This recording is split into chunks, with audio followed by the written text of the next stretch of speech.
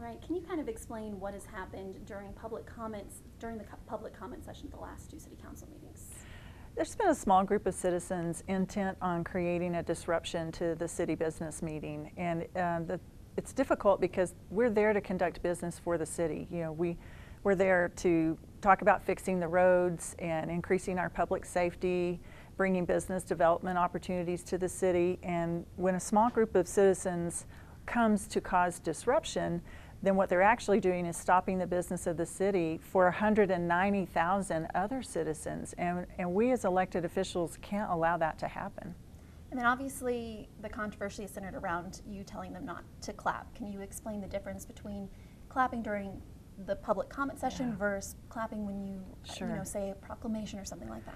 The public comment portion of the meeting is really a special part of the meeting, and we try very hard to create an environment and an atmosphere full of respect where there's no intimidation. It can be intimidating for people to clap so loudly that someone who has a point of view that disagrees with that clapping might not want to come to the podium and give their opposing point of view.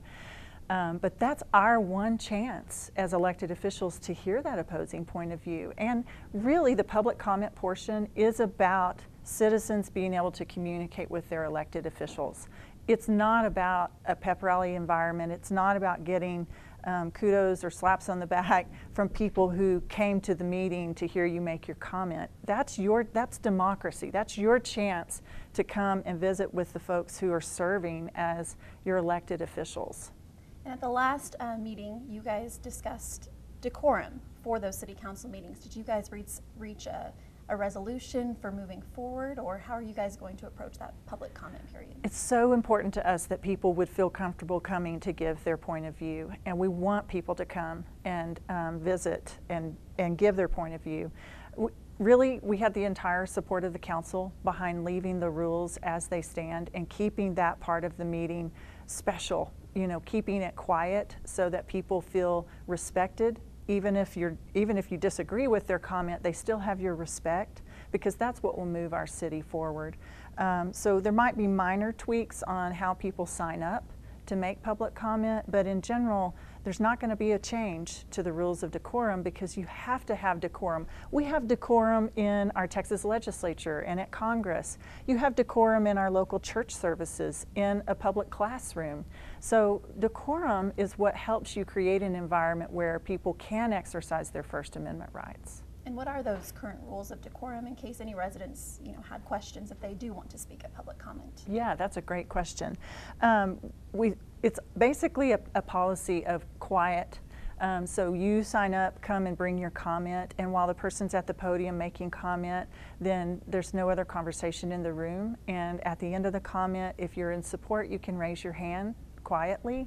But no clapping, no booing, no hissing, no signs, nothing that creates an environment of intimidation, because we're about doing the city's business while we're there and receiving comment from every citizen, no matter what their point of view is.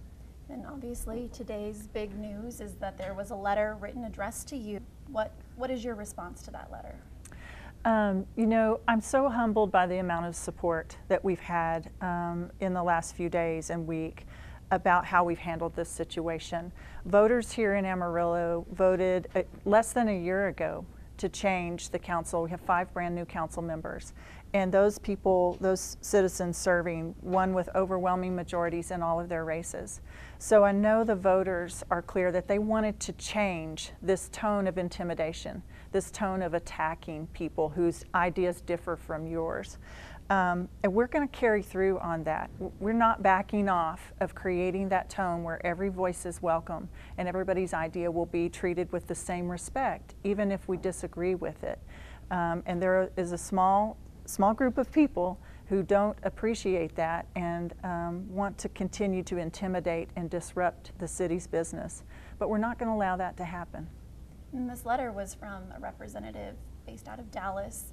Do you think outside influences are trying to bring their opinion and influence city government here in Amarillo?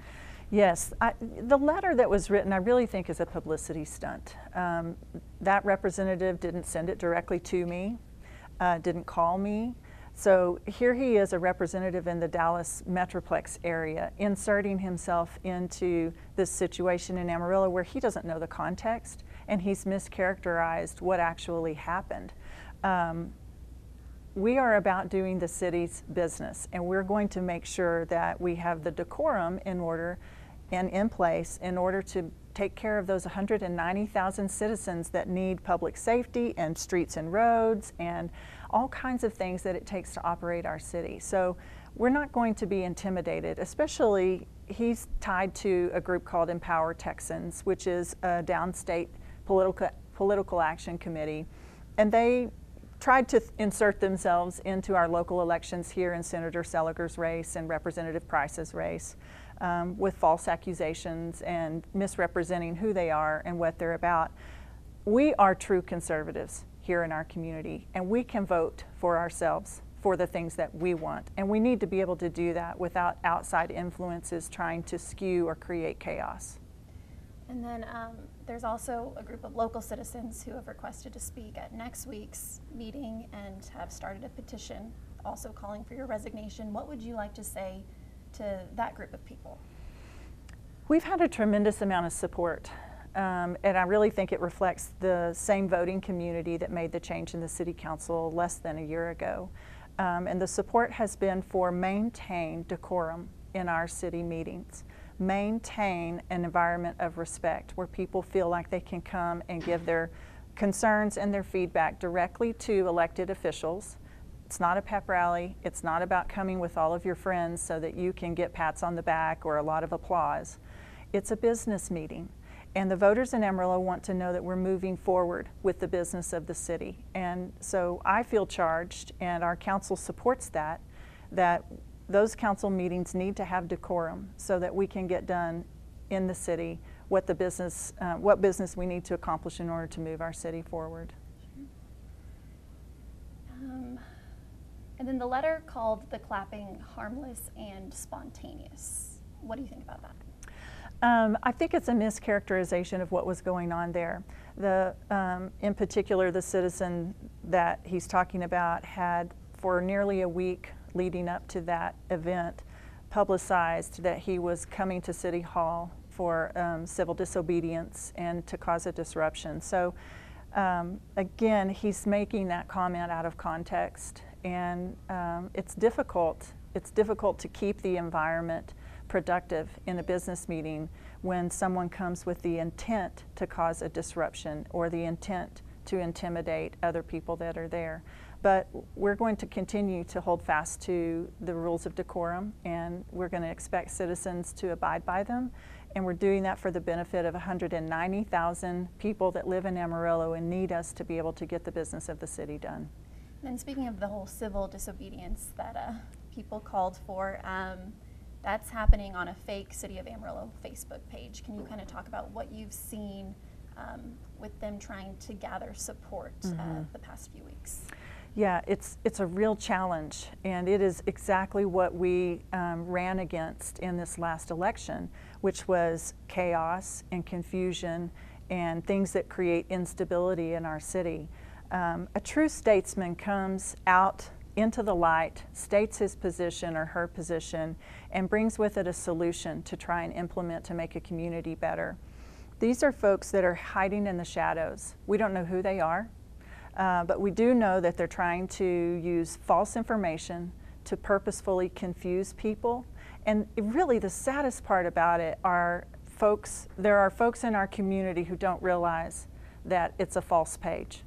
And so they read the information on there that is purposefully wrong, and they get confused by it. And so what we have happening in our community is a point of division over false information.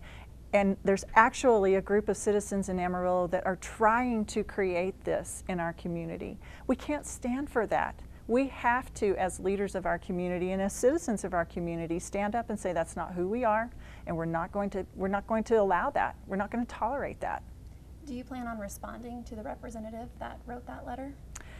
At this time, I plan on having a conversation with our citizens, with our voters. I am clear on the direction that they want us to go in, And we're going to continue to do the city business and focus on the things in our city that we need to move forward on. We're going to continue to have conversations about how we can improve our public safety.